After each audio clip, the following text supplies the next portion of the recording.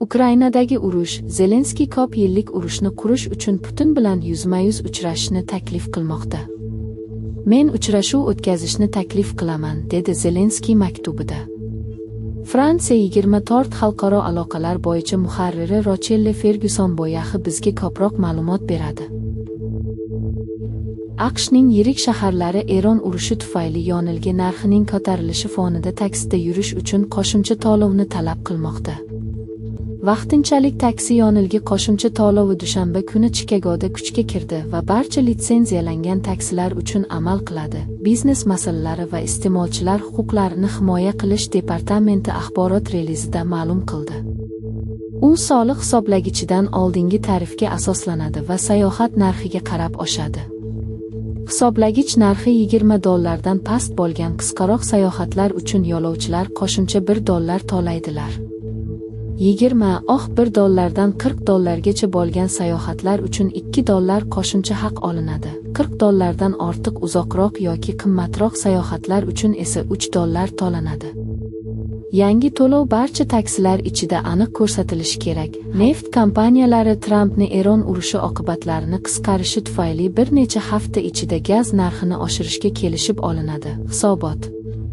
3 oydan ortiq vaqt davomida amerikaliklar prezident Donald Trampning Eron bilan urushi natijasida yuqori gaz narxiga qarshi turishga majbur bo'ldi. Mojaro global neft ishlab chiqarishni to'xtatdi, chunki Eron dunyo neftining taxminan 34% otadigan Hormuz bo'g'ozini amalda yopdi.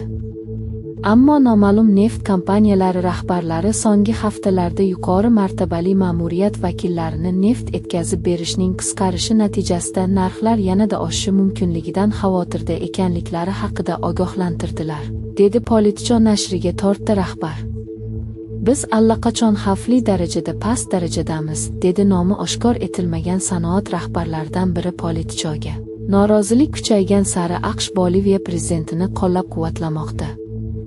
Washington Boliviyaga favqulodda yordam va'da qilmoqda va prezident Rodrigo Pazni hokimiyatdan ag'darish urinishlaridan ogohlantirmoqda, chunki uning hukumati norozilik namoyishlari kuchayib borayotgani va tanqislikning kuchayishiga duch kelmoqda.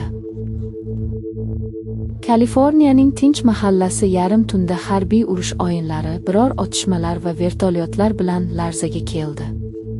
Kitla ma'lumotlariga ko'ra, Pasadenadagi sobiq Avliyo Luka tibbiyot markazida bo'lib o'tgan mashg'ulotda simulyatsiya qilingan otishmalar, granatalar va pastdan uchadigan vertolyotlar askarlarni bino tomiga tashlagan. Mahalliy amaldorlar va aholining xabar berishicha, buzilishlar mahalliy huquq-tartibot idoralari tomonidan ilgari e'lon qilingan vaqt oraligidan ancha keyin davom etgan. Pasadena politsiya boshqarmasi taxminan 17:30 da bayonot bergan edi. Chorshanba kuni jamoatchilikka shaharning shimoli-sharqiy qismida soat 1:00 ga qadar vertolyotlarning cheklangan faoliyati, boshqariladigan portlashlar va simulyatsiya qilingan qurollar o'tini payqashlari mumkinligini aytdi.